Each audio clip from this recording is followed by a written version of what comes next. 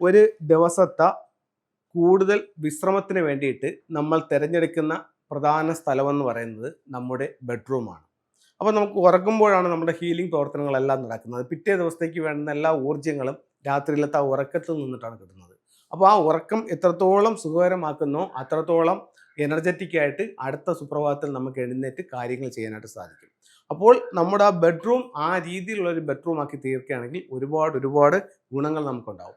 അതിനെ നമുക്ക് എങ്ങനെ ചെയ്യാം, എന്തൊക്കെ ചെയ്യാം എന്നുള്ളതാണ്. അപ്പോൾ നമുക്കൊരു ബെഡ്റൂമിലേക്ക് തന്നെ പോവാം.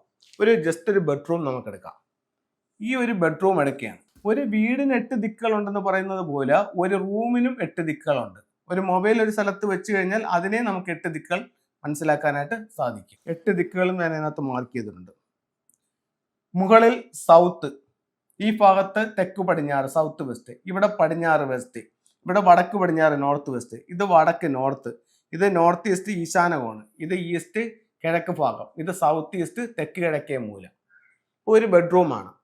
ഈ ബെഡ്റൂമിന്റെ വാതിൽ എവിടെ ആയിരിക്കണം എന്നുള്ളതാണ്. ഈ ബെഡ്റൂമിന്റെ വാതിൽ അതിന്റെ ഉച്ചത്തിലായിരിക്കണം. തെക്ക് പടിഞ്ഞാറാണെങ്കിൽ ഉറപ്പായിട്ടും നമുക്ക് വടക്ക് കിഴക്ക് ഭാഗത്ത് ഇവിടെയോ അല്ലെങ്കിൽ ഇവിടെയോ നമുക്ക് ബെഡ്റൂമിന്റെ വാതിൽ കൊടുക്കാം. അപ്പം ബെഡ്റൂമിന്റെ വാതിൽ ഓക്കെ, കറക്റ്റ് സ്ഥലത്ത് കിട്ടി. അപ്പോൾ അത് ഏറ്റവും നല്ലതായി. അടുത്ത റൂമിലേക്ക് കടന്നു. റൂമിലേക്ക് കടക്കുമ്പോൾ ഒരു റൂമിനെ സംബന്ധിച്ചിടത്തോളം ഏറ്റവും ഉയരമുള്ളതും ഭാരമുള്ളതുമായ വസ്തു വെക്കേണ്ട സ്ഥലം തെക്ക് പടിഞ്ഞാറ്. അപ്പോൾ നമുക്കിവിടെ എന്ത് ചെയ്യാം, ഒരു അലമാര വയ്ക്കാം. അലമാര വെച്ചിട്ട് ഈ അലമാരയ്ക്കകത്ത് നമ്മുടെ ക്യാഷും നമ്മുടെ ഗോൾഡ്, നമ്മുടെ ഡോക്യുമെന്റ്സ്, നമ്മുടെ ഡ്രസ്സുകൾ എല്ലാം വയ്ക്കാം. അപ്പോൾ അവിടെ വെയിറ്റ് കയറി ഏറ്റവും ഹൈറ്റും അവിടെയായി. അടുത്തതായിട്ട് നമുക്ക് എന്ത് വേണം, ഒരു കട്ടിൽ വേണം. കട്ടിലെന്ന് പറയുമ്പോൾ നമുക്ക് 2 രീതിയിൽ അതിനെ പ്ലേസ് ചെയ്യാം. ഒന്നെന്ന് പറയുന്നത് വാസ്തുപ്രകാരമാണെങ്കിൽ തെക്കോട്ട് തലവച്ച് നമുക്ക് ഇവിടെ ഇങ്ങനെ കിടക്കാം, അതല്ലെങ്കിൽ കിഴക്കോട്ട് തലവച്ച് കിടക്കാം. ഇത് വാസ്തു നിയമം.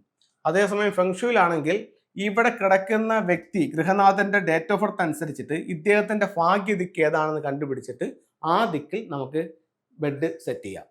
ഇപ്പോൾ കുവായ നമ്പർ 8 ആയിട്ടുള്ള ഒരു വ്യക്തിക്കാണെന്നുണ്ടെങ്കിൽ ഇദ്ദേഹത്തിന്റെ ഭാഗ്യ ദിക്ക് പടിഞ്ഞാറുണ്ട്. പടിഞ്ഞാറ് ഭാഗത്ത് തലവച്ച് ഇദ്ദേഹത്തിന് ഇങ്ങനെ ബെഡ് സെറ്റ് ചെയ്യാം.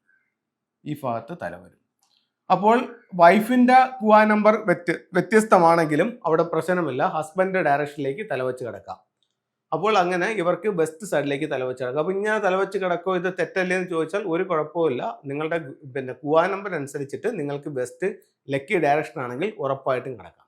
അപ്പോൾ ഈ 2 കാര്യങ്ങൾ നമ്മൾ ചെയ്തു. ഇനി ഇവിടെ ശ്രദ്ധിക്കേണ്ട മറ്റൊരു കാര്യം എന്ന് പറയുന്നത്, ഈ റൂമിനകത്ത് ഇലക്ട്രോണിക്സ് ആയിട്ടുള്ള സാധനങ്ങൾ, TV, ലാപ്ടോപ്പ് അങ്ങനെ എന്തെങ്കിലും ഉണ്ടെങ്കിൽ അത് ഉറക്കത്തെ സാരമായ രീതിയിൽ ബാധിക്കും.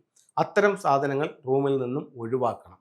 അതുപോലെ തന്നെ ഭയങ്കര സൗണ്ടുള്ള മ്യൂസിക്കുകൾ, അതൊക്കെ അതിനകത്തൊരു യാങ് എനർജിയാണ് സൃഷ്ടിക്കുന്നത്. അതെല്ലാം ഒഴിവാക്കണം. ബെഡ്റൂമിൽ എപ്പോഴും ഒരു എനർജിയാണ് വേണ്ടത്. ഇനി ഒരുപാട് ബെഡ്റൂമുകളിൽ കാണുന്ന മറ്റൊരു കാര്യം എന്ന് പറയുന്നത്, ഈ ബെഡിന്റെ അടിയിൽ കുറേ സാധനങ്ങൾ കൊണ്ടുവന്ന് സ്റ്റോർ ചെയ്ത് വെക്കും. ഒരു കാരണവശാലും അങ്ങനെ പാടില്ല. ബെഡിന്റെ അടിയിൽ പ്ലെയിൻ ആയിട്ട് തന്നെ കിടക്കണം. ഇനി നമുക്ക് ഇതിനകത്തോട്ട് കൂടുതൽ എനർജി കൊണ്ടുവരാൻ വേണ്ടിയിട്ട് ഇവിടെ പറയേണ്ട മറ്റൊരു പ്രധാന സംഭവം, ഒരു വീട്ടിൽ കണ്ടതിന്റെ പേരിലാണ് പറയുന്നത്, ബെഡ്റൂമിനകത്ത് കൊണ്ടുപോയി അവർ അക്വേറിയം സെറ്റ് ചെയ്തിട്ടുണ്ട്. അത് വലിയ ദോഷങ്ങൾ വരുത്തി വയ്ക്കും. അതുകൊണ്ട് ഒരു കാരണവശാലും ബെഡ്റൂമിനകത്ത് അക്വേറിയം പാടില്ല. ഇനി നമുക്കിവിടെ വയ്ക്കാവുന്ന പോസിറ്റീവായിട്ടുള്ള സിമ്പിൾസ്, ബെഡ്റൂമിന്റെ തെക്ക് പടിഞ്ഞാറ് ഭാഗത്ത് നമുക്കിവിടെ ഒരു മിസ്റ്റിക് നോട്ടിന്റെ സിമ്പിൾസ് വയ്ക്കാം. കുടുംബത്തിൽ ഭാര്യയും ഭർത്താവും തങ്ങളുടെ ഒരു ഐക്യത്തിൽ വരാൻ വേണ്ടിയിട്ട്. അതുപോലെ തന്നെ ഈ ഭാഗത്ത് നമുക്ക് വേണമെങ്കിൽ എന്ത് ചെയ്യാം, ഒരു ഡബിൾ ഹാപ്പിനെസിന്റെ സിമ്പിൾസ് വയ്ക്കാം. അപ്പോൾ ഇവിടെ കുടുംബത്തിന്റെ ഐക്യവും ഇവിടെ സന്തോഷത്തിനും വേണ്ടിയിട്ട് 2 സിമ്പിൾസ് കൊടുത്തു. ഇനി ഇവർ തങ്ങളിലൊരു ഐക്യം ഉണ്ടാകാൻ വേണ്ടിയിട്ട് ഇവർ കിടക്കുന്ന ബെഡിന്റെ അടിയിൽ നമുക്ക് എന്ത് ചെയ്യാൻ പറ്റും, ഈ പറയുന്ന മിസ്റ്റിക് നോട്ടിന്റെ സിമ്പിൾസ് ഇതിന്റെ അടിയിൽ ഇട്ട് കിടക്കാൻ പറ്റും. അപ്പോൾ ബെഡിന്റെ അടിയിൽ മിസ്റ്റിക് നോട്ടിന്റെ സിമ്പിൾസ് ഇട്ട് കിടക്കാം. ഇനി ഇതിനകത്തുള്ള നെഗറ്റീവ് എനർജി വലിച്ചെടുക്കാനും എപ്പോഴും ഒരു പോസിറ്റീവ് എനർജി ക്രിയേറ്റ് ചെയ്യാനും വേണ്ടിയിട്ട് നമുക്ക് ഒരു ക്ലസ്റ്റർ ഇവിടെ കൊണ്ടുവന്ന് സൂക്ഷിക്കാം. അപ്പോൾ ഈ ക്ലസ്റ്റർ കന്നിമൂല ഭാഗത്ത് ഇങ്ങനെ ഇരിക്കും. അപ്പോൾ ക്ലസ്റ്റർ കൊണ്ട് ഉപയോഗമുണ്ട്. ഇനി ഇവരുടെ 2 പേരുടെയും കൂടെ കുവായ നമ്പർ നോക്കിയിട്ട് ഇവരുടെ അനിമൽസ് നോക്കിയിട്ട് വരുമ്പോൾ ഇവർക്ക് 2 പേർക്കും സ്റ്റാറുകൾ കുറവാണെന്നുണ്ടെങ്കിൽ ഈ വൈഫ് കിടക്കുന്ന കാൽപാദത്തിന്റെ സൈഡിലായിട്ട് കട്ടിലിൽ നമുക്ക് അമത്തിസ്റ്റിന്റെ സ്റ്റോൺ ഹാങ് ചെയ്തിടാം. അമത്തിസ്റ്റിന്റെ സ്റ്റോൺ ഇവിടെ ഇങ്ങനെ ഹാങ് ചെയ്തിടാം.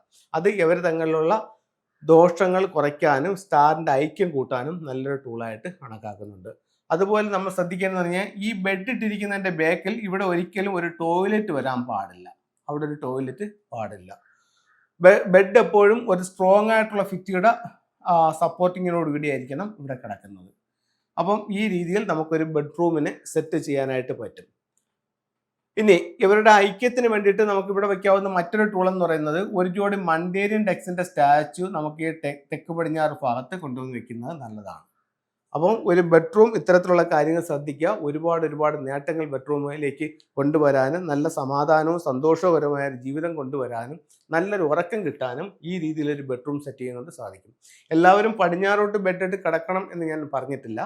ഇത് ഓരോരുത്തരുടെയും കുവാ നമ്പർ അനുസരിച്ച് വ്യത്യസ്തമായിരിക്കും. നിങ്ങളുടെ കുവാ നമ്പരും കാര്യങ്ങളും നിങ്ങൾക്ക് അറിയത്തില്ല എന്നുണ്ടെങ്കിൽ നമ്മുടെ വാസ്തുപ്രകാരം നിങ്ങൾക്ക് സൗത്തിലോട്ടോ അല്ലെന്നുണ്ടെങ്കിൽ ഈസ്റ്റിലോട്ടോ തലവെച്ച് കിടക്കാവുന്നതാണ്.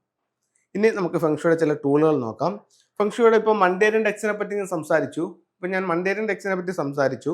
ഈ മണ്ടേരിയൻ ഡക്സ് ഇതാണ്. ഇത് കപ്പിൾസിൻ്റെ ഐക്യത്തിന് വേണ്ടിയിട്ട് ബെഡ്റൂമിൻ്റെ തെക്ക് പടിഞ്ഞാറ് ഭാഗത്ത് വെക്കുന്നതാണ്. ഇനി സമ്പത്തിന് വേണ്ടിയിട്ട് എന്ത് വെക്കാന്ന് വെച്ച് കഴിഞ്ഞാൽ ഒരുപാട് ടൂളുണ്ട്. ഇത് സ്വീകരണ മുറിയുടെ സൗത്ത് ഈസ്റ്റ് ഭാഗത്ത് വെക്കാവുന്നതാണ്. വെൽത്ത് ഷിപ്പ് എന്ന് പറഞ്ഞിട്ട് മറ്റൊരു ടൂളാണ്. ഇത് സാമ്പത്തിക അഭിവൃദ്ധിക്ക് വേണ്ടിയിട്ട് നിങ്ങളുടെ ലിവിംഗ് റൂമിന്റെ സൗത്ത് ഈസ്റ്റ് ഭാഗത്ത് വെക്കാം. അമത്തിസ്റ്റ് എന്ന് പറഞ്ഞൊരു സ്റ്റോണിന്റെ കാര്യം പറഞ്ഞു. ഇതാണ് അമത്തിസ്റ്റിന്റെ മാലയാണ്. അപ്പൊ ഇതിന്റെ ചെറിയ സ്റ്റോൺ ഉണ്ട്, അത് വാങ്ങിച്ചിട്ടാണ് ഈ ബെഡിന്റെ അടിവശത്ത് കെട്ടി ഇടാനായിട്ട് പറഞ്ഞത്. അപ്പോൾ ഇത്തരത്തിലുള്ള ഓരോ ടൂളുകളും വലിയ റിസൾട്ടുകൾ നമ്മുടെ ജീവിതത്തിലേക്ക് കൊണ്ടുവരും. എല്ലാവർക്കും എല്ലാ ഐശ്വര്യങ്ങളും ഉണ്ടാവട്ടെ എന്ന് പ്രാർത്ഥിച്ചുകൊണ്ട് നിർത്തുന്നു. നന്ദി, നമസ്തേ.